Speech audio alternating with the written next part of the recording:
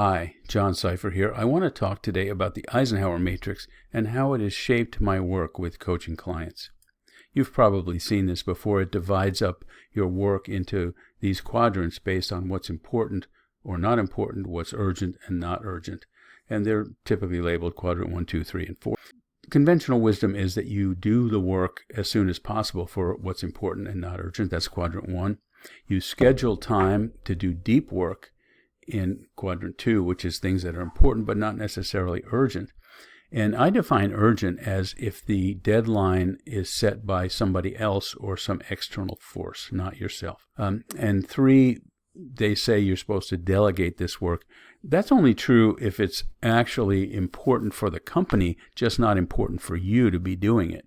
If it's not important for the company, then move it into quadrant 4 and delete it and don't do it at all.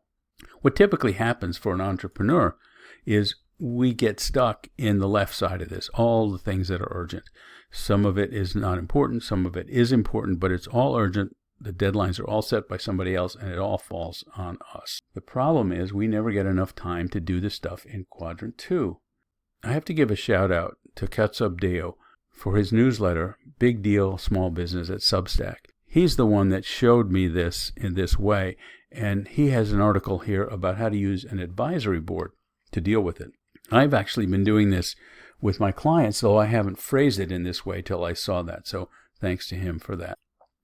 The thing is, if you want to get out of this urgency, which is why many of my clients hire me, some of them do for other reasons as well, but here's how we typically approach it. Look at the goal. The goal is to have more time in quadrant 2, that's the important, that's not urgent, to do less of the emergencies that show up in quadrant 1, and to do more delegating in quadrant 3.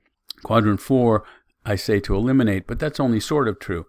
You want to eliminate what's not important from the business, but some of it is important to our lives. We want time for family, for vacations, for other things that our companies make possible. So we eliminate it from work time, but often we can then maximize it in our personal lives.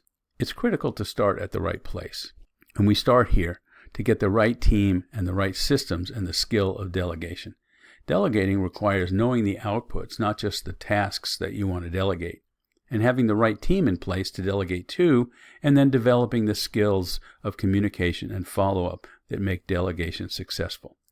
In my experience, this can take anywhere from a few weeks to a year or so, depending on the team you have and the complexity of work.